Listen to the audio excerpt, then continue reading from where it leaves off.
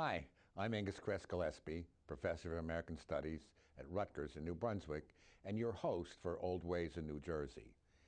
Now that we're entering the new year of 2014, celebrating the 350th birthday of New Jersey, there's much to celebrate in our history between the years 1664 and 2014.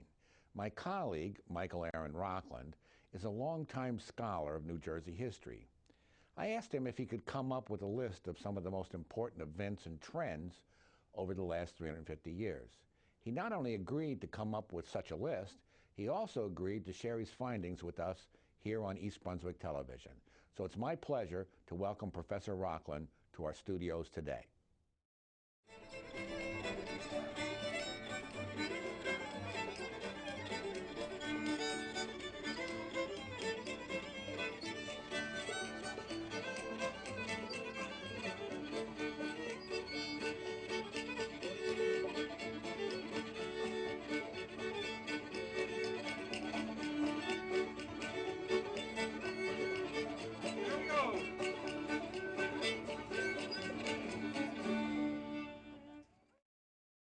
Professor Rockland, welcome to East Brunswick Television. It's a pleasure to have you here. Let's talk about the 350th anniversary of New Jersey. I guess we could start at the beginning. Yeah. 1664, I believe. That's right. How do we arrive at that date? It seems rather arbitrary because, of course, the American Indians were here for a long time before. Sure, and the Dutch were here before, really as part of New Amsterdam, which we generally associate with Manhattan. Swedes were here before. It's really an Anglo-Saxon conceit. Conceit, yeah, because New Jersey is named after the Isle of Jersey, and so this is in a sense when the British took over. It was 1664, and of course it wasn't that simple either, the way they took over and the arguments between them, et cetera, et cetera. Some of those arguments still go on, I dare say. So what was the significance of New Jersey later on getting its own governor in 1738? Well, this was important because first of all, you had the two Jerseys, East Jersey and West Jersey. New Jersey was two colonies, one controlled from Philadelphia, the other one controlled from New York. When the Crown appointed in 1702 governor for New Jersey, of course, that governor lived in Manhattan, never came to New Jersey, but nevertheless, New Jersey was now one entity, essentially, although there was still East Jersey and West Jersey, and the legislature moved from Perth Amboy, the capital of one, to Burlington, the capital of the other. But in 1738, Lewis Morris was appointed the governor of New Jersey, and he was a hometown boy. That is, he was a New Jerseyan. And so from that on, 1738, there really was a New Jersey. So in a way, 1738 is a better date than 1664. In many ways. Yeah. In many ways, yes. What was the significance, we're jumping ahead now, of the Revolutionary War battles that were fought in New Jersey? Well, New Jersey's often been called, I think, with justice, the cockpit of the American Revolution. We often think of Boston, we think of Virginia, but the two battles, the first two battles that we won, that George Washington won, were in New Jersey. Up till then, it looked like it was a hopeless cause. No matter what battle we entered, we lost. But Washington decided, I've got to get some victories. And so the whole thing, Washington crossing the Delaware, you got to remember, he went both ways. First, he went across the Delaware to Pennsylvania, escaping the British Army. Yeah. And then he came back over, attacked the small group of Hessians in Trenton, who were British mercenaries. And then he again evaded the main British army, and we had the Battle of Princeton. And so we had these two events which made Americans feel like, hey, maybe we could win this thing. We would have many disappointments until 1783 when we finally won the thing. But the two battles in New Jersey were absolutely critical to keeping up spirits. Otherwise, everybody would have gone home, seen it as a hopeless cause. Also, I guess there was an aspect of just outweighting the British. In a way, George Washington just had to keep the army together. Oh yes, oh absolutely. We were fighting the most powerful army in the world, and the British, we fought them as guerrillas basically. The British would say, "You're a bunch of cowards. You're hiding behind rocks when you shoot at us." Hey, we just march at us with their red coats and we just mow them down. Yeah, I mean, it was just absolutely stupid on their part. Yeah, I think it was one of the early times of guerrilla warfare, yeah. and how well it could work. Jumping way ahead, why do you suppose New Jerseyans decided to refer to their Garden State back in 1954? Well, as you may recall, Governor vetoed it. He said, "This is a dumb idea." The term had been used loosely before. We did, after all, grow a lot of vegetables and whatnot, and milk and products for New York and Philadelphia. But by 1954, we were much more of an industrial state and already the most densely populated state in the United States. Calling ourselves the Garden State, I've always thought it was a bit of foolishness. It's really a wish fulfillment, you know. Call yourself precisely what it is that is disappearing or what you're not. It's nostalgia. Yeah, it's nostalgia, but I think we have other things to celebrate of ourselves that are a heck of a lot more important than calling ourselves the Garden State. Not to mention calling ourselves that on the 8 million vehicles registered in this state, the very machines which guarantee that we're not the Garden State. So what would you suggest instead? Well, this is something very important to me. I would change that to the Bill of Rights state. Why? Because we were the first state to endorse the Bill of Rights, the first 10 amendments to the Constitution, some of which are perhaps the greatest thing about the First Amendment, for example, and some of the others that we're less familiar with. Of course, great controversy over the Second Amendment to bear arms, et cetera, going on, always has gone on. But the Bill of Rights was really, really special. Indeed, the Constitution was proved by a number of states who were unhappy with it otherwise, without the promise that the Bill of Rights would come along. And we immediately, in 1789, glommed onto it. We endorsed it, and a lot of other states then got on the bandwagon. And I would tomorrow get rid of Garden State on our license plate and put Bill of Rights State. Good idea. The canals, what would you say would be the significance of those two canals that were built in the 1820s and 1830s? Well, and these are things that New Jerseyans know very little about. Traffic in those days was the way to go. Before the railroads. Yeah, and the railroads had a lot to do with wiping out the canals, and then the highways wiping out the railroads and the canals. But for almost 100 years, those canals crisscrossed New Jersey. It meant that Philadelphia and New York and everything in New Jersey between them could be connected by water in a very inexpensive and quick way of getting goods from one place to the other. And it's kind of a shame that while the D&R Canal, where in Raritan, bringing the waters of the Delaware to the Raritan, is still very much there, 60 miles long, a wonderful linear park, that the Morris Canal was almost entirely obliterated. In fact, it cost more money to obliterate it than it cost to build it. Well, in the dollars of the 1930s and before. About the only thing left with the Morris Canal are the names of the towns, Port Murray. Sure. And then people wonder how come this is a port. Yeah, it's wonderful. Yeah, a lot of ports like that along the way, in the middle of nowhere. Yeah. In the middle of no sign of water. Yeah. And yet they're called port whatever. Jumping ahead, how did New Jerseyans feel about Abraham Lincoln in the 1860s? Well, that's something that we've got to own up to. The fact is that Abraham Lincoln lost both elections in New Jersey. Is that he right? did not take New Jersey in 1860 or in 1864. In 1864, General McClellan, who had proven to be a pretty inadequate general, and when Lincoln appointed Grant as his chief general to replace McClellan, McClellan was from New Jersey and later ran for governor and became governor of New Jersey.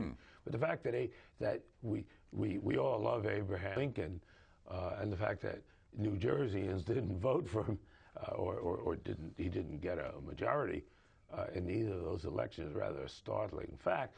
And it suggests that New Jersey is a bit more of a southern state than we'd like to admit. Let's face it, had the Mason-Dixon line continued east, it would have passed through part of New Jersey. Yeah, yeah. So Lincoln's reputation has improved over the years in New Jersey. Yes, Yeah. but I don't think we ever teach kids in school at any level, kindergarten through graduate degrees, that this actually happened. We don't want to talk about it. And speaking of Abraham Lincoln, that makes me think about presidents of the United States. How many New Jerseyans actually became president of the United States? Well, that's kind of a mixed picture. It depends on what you count as a New Jerseyan. Grover Cleveland was actually born in Caldwell, okay? But his family moved to New York, and he became very powerful in New York politics, eventually rose to be governor of New York. So he's the only president born in New Jersey. Okay. Okay. And when he later resigned, finished his 2 terms. And by the way, he's the only president who was both the 22nd and the 24th president of New Jersey. He won president of the United States. I'm sorry, yes, of the United States, right? Yeah, we're obsessed with New Jersey here. Yeah. Of the United States. Won in 84, was defeated in 88, ran again in 92, and won. And then actually became a New Jerseyan, retiring to Princeton, where his home is still there on Hodge Road, if people want to have a look at it. So he's the only president who won two non-consecutive terms. Right. Okay.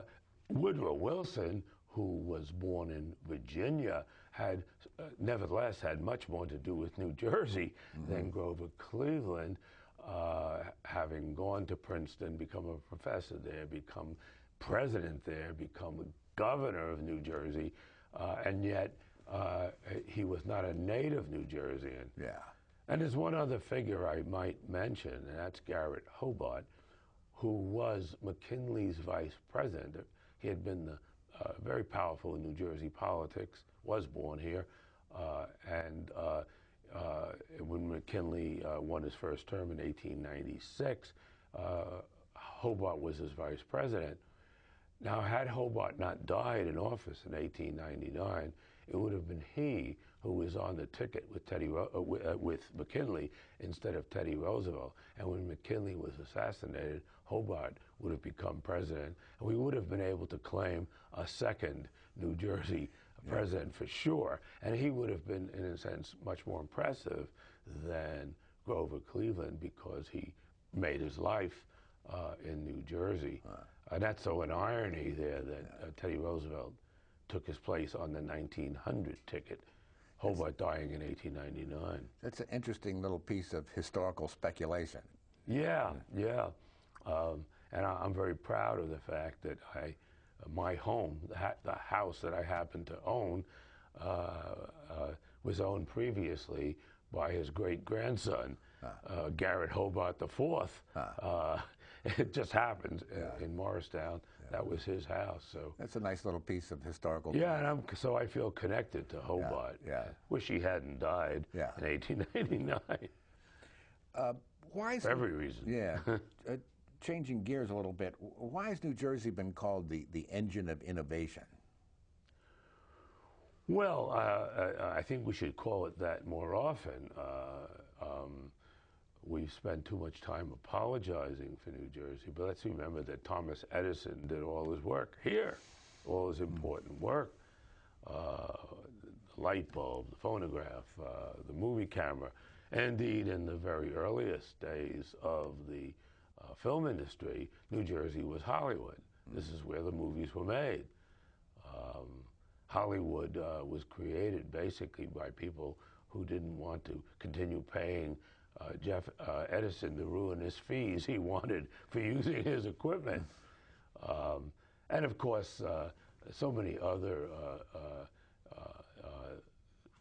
Nobel Prize winners from New Jersey, et cetera.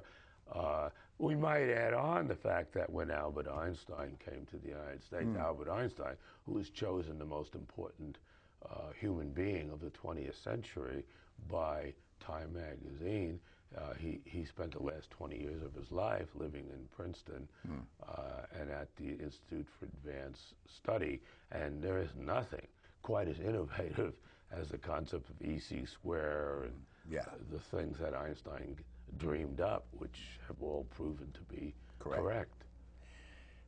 How is New Jersey connected to New York City? How is it connected to New York City? Physically connected. Tunnels, bridges? Oh, well, yes. Before the George Washington Bridge was inaugurated in '31, the Holland Tunnel in '27, the Lincoln Tunnel in 3 different stages. Really, you got from New Jersey to New York by water, and now, of course, those arteries are extremely important. The George Washington Bridge, though it's about 80 years old now, is still the busiest bridge in the world, with close to 110 million vehicles going over it every year. And of course, the Holland Tunnel and the Lincoln Tunnel also have immense important and immense numbers. So when we talk of New Jersey innovation, certainly we've got to throw the bridges and the tunnels in. Sure. But they were built by people essentially from this side of the river. And sticking with transportation, what's the significance of New Jersey's 2 toll roads? Or perhaps it's 3 toll roads. Yeah, if you wanted to include the Atlantic City Expressway. The Jersey Turnpike is the most traveled road in the world. Garden State, of course, being a limited, the Turnpike being a limited access, high-speed road, the Garden State having infinite entrances and exits. In fact, it's funny, isn't it, that we call all these things exits, whether they're entrances or exits, yes. We call them exits. Garden State, the wonderful thing about the Garden State is it really made it possible for New Jerseyans to get to the shore. Sure. Among other things. These are 2 very, very great roads. The unfortunate thing of the Turnpike is that out-of-state people think that the Turnpike is New Jersey, and the beauties of New Jersey really start west of there, and most out-of-state people have never seen them. Looks like Vermont over there. You have to go over there, and if you folks have never done that, it's really extraordinary. What exactly are the borders of New Jersey? New Jersey has such a peculiar shape. Right. Well, and that goes back to our connections with New York. The border, our western border, was agreed upon immediately with Pennsylvania, the middle of the Delaware River. The Hudson, New York claimed that the border was the high water mark on the Jersey Shore. I must say, though I was born in New York, that New York was pretty doggone arrogant and imperialistic with regard to New Jersey. It really regarded New Jersey almost as a colony of it. So New Jersey had to go to the Supreme Court to get them to declare that the middle of the Hudson was really the border. The northern border, where that many New Jersey and New Yorkers hardly ever think about, but we do. When you go to the north, we have this long border with New York. That took many, many years and many, many disagreements. New York's notion, they did agree on the spot on the Palisades, which is the border. But New York then drew the lines on a diagonal all the way down to Salem County. New Jersey drew the line all the way up to a place called Callicoon in New York along the Delaware. And they eventually compromised on where the border is. It isn't straight across. It is on an angle, so we did gain a little bit. But it is the only straight line. Yes, it is a straight line, Yeah. but very much on an angle. Yeah. Let's look at the southern part of the state for a moment. What's the importance or significance of the New Jersey Pine Barrens? Well, this is really one of the extraordinary things in our modern history that too few New Jerseyans are aware of. I love the Pine Barrens, and I go down there every chance I get. The rivers are beautiful. The landscape is lovely. I've never seen the Jersey Devil, but he's supposed to live down there. But the fact that 1.1 million acres, which is close to 1/4 of the state, was set aside in the 70s during Brendan Burns' governorship for essentially no further development. The fact that the Pine Barrens have some of the purest water in the world, I should say. Whenever I'm in the Pine Barrens canoeing, for example, when I'm thirsty, I just drink the water right out of the river, and it has never affected me negatively. It's really beautiful and very wonderful there. Too few New Jerseyans experience it. They should. And the fact that we as a state set aside so much land. I mean, New Jersey has this terrible reputation. Are we the garden state or the garbage state? Well, the best response to that is no state has ever set aside such a large percentage of itself as really a huge park. Yeah. How do you account for the recent tremendous increase in New Jersey pride? It used to be like you'd almost be ashamed to admit that you were from New Jersey when you were traveling around the country, and nowadays people think it's kind of cool. Absolutely, yeah. People would say, I'm from the greater New York area, or I'm from the greater Philadelphia area. They don't say that anymore. And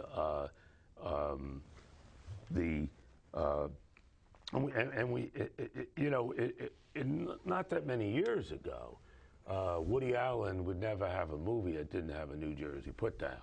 For example, the movie Sleeper, where he wakes up thousands of years later, having been wrapped in aluminum foil, and wakes up, and almost the first thing he says is, I've discovered there's intelligent life in the universe, except in certain parts of New Jersey. Saturday Night Live never had a program without a put-down. There hasn't been a Woody Allen movie or a Saturday Night Live program that has done that for years now. The question is, how did we suddenly become respectable and discovered, really, by a lot of the rest of America and a lot of the rest of the world? One of the things is that we stopped apologizing. When Governor Whitman, when she was told by a journalist, New Jersey is nothing but exits, instead of arguing that that's not true, and it isn't true, she said, we love our exits. Our present governor, whether one likes him or not, is a pretty feisty guy. What he has is attitude. It's interesting that in 1975, Bruce Springsteen appeared on the cover in the same week of Newsweek and Time magazine.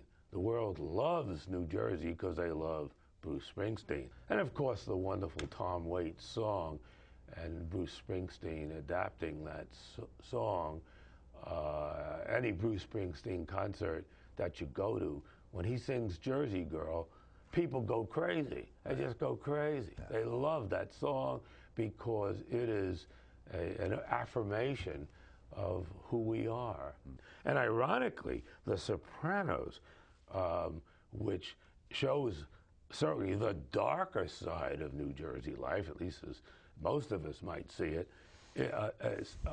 is celebrated by people all over the world who love New Jersey because of The Sopranos. And I always say, because I travel a great deal overseas, I say, why do you love New Jersey? Because of The Sopranos. It's about mobsters in New Jersey. Well, we know this is just a small group, but it's a very engaging show, and it really pulls you into New Jersey culture. And indeed, we now speak about New Jersey culture. Take that T-shirt also, New Jersey, only the tough survive. That's that same sort of, well, I can only think of the good Yiddish word chutzpah. New Jersey now has chutzpah. Doesn't take any baloney from anybody. Professor Rockland, I want to thank you for coming to East Brunswick Television today and telling us about these interesting events and trends that have happened over the last 350 years. Thank you very much. It's my pleasure.